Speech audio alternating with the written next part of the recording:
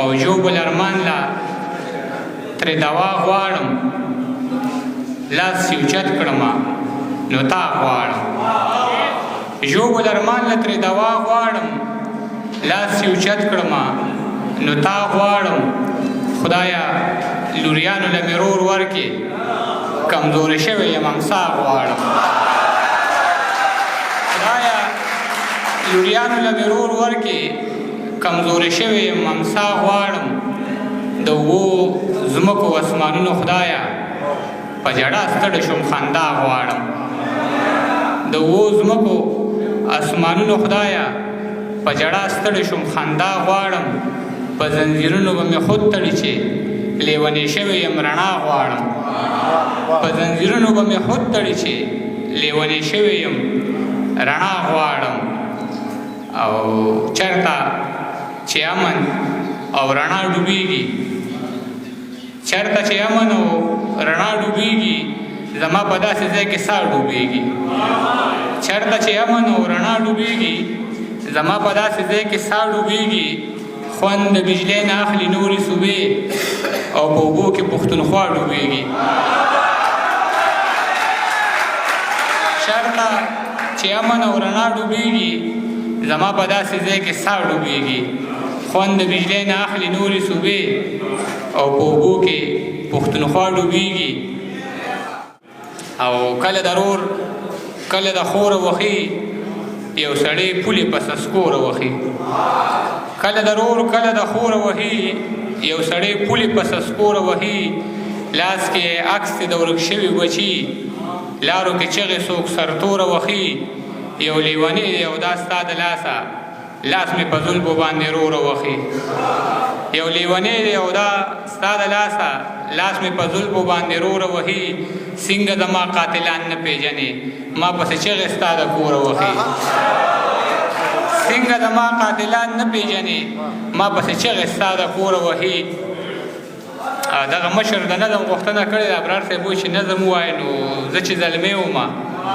او ما به مزدوري کوله دغه وخت زه د شعر لیکلو په چل نه پوهېدم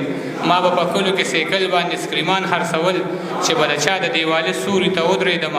نو ما به خلکو ته شعرونه صابر صاحب ویل په دغه وجه به زما خلکو ډېر خیال ساتلو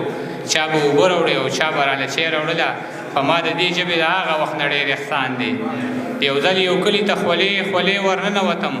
دومره خولې وم چې جامو کې مې وچ تار نه و چې ودرېدو له مې د سر سوري پیدا نه کړلو د خوددارۍ د دروازې قبضې مې ماتې کړلې نو د خانانو په حجره باندې ورننوتم د یوې ګورې ونې سوري لاندې ودرېدم یو دروند سړي د برنډې نه دا آواز راکړه راځه زلمیه کټ ته کښېنه لږه سا سمه کا چې کټ کې کښېناستم او سا مې لږه سمه کړه نو دغه سړی چې د حجرې نه په وتو کې شولو نو د یو ځوان ته اشاره وکړه ورته یې داسې وویل لاړ شه او دلته د روټۍ څه بندوبست وکړه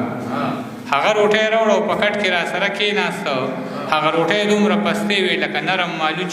داسې خوشبو د دې روټۍ نه راحته لکه چې چېرته زما د وړې خور وي په لاسونو پخه د یوې پیغلې جینۍ ویر پکې ښکاره ځلېده ځکه د پاسه پې لامده باڼه پراته وو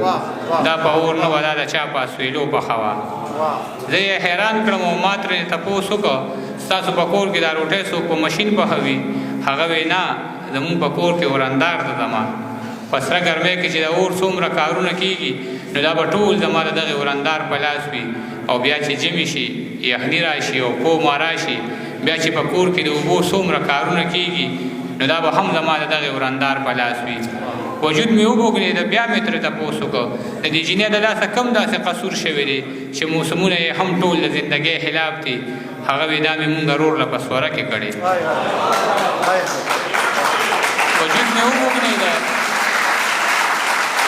وجود مې وبوګنېده بیا مې ترې تپوس وکړه د دې جینۍ د لاسه کم داسې قصور شوی دی چې موسمونه یې هم ټول د زندګۍ خلاف دي هغه وی دا مې مونږ رور له په سوره کې کړې د دې جینۍ رور زما رور سره په سپو وران شو زما په رور یې د چاکوانو غزارونه وکړل زما رور مړ شو فیصله په دې خبره وشوه چې یا به تا وژنو یا به راله خور راکوې هغه پښتون او پښتو یې داسې وپالله چې په جرګه کې یې په جار دغه خبره وکړه ما ته څه مه وایې خورجانه مې رضا ده په دې چې د لالا دپاره هر غم ته تیاره یم ما به ترې 2 نوړۍ یا 3 نوړۍ خوړلې وي چې ګوتې مې پاکې کړې او خپې مې کټ نه کوزې کړلې د دغه هر څه نه زما د ویښ ضمیر غوږو ته یو جړونې شانواز راته او دا یې ویل خان و مولا له زیرې ورکې څوک مې بابا له زیرې ورکې د جنګ بلا له زیرې ورکې او زما لالا له زیرې ورکې په سپو مینه زر یې خاورې رې کړم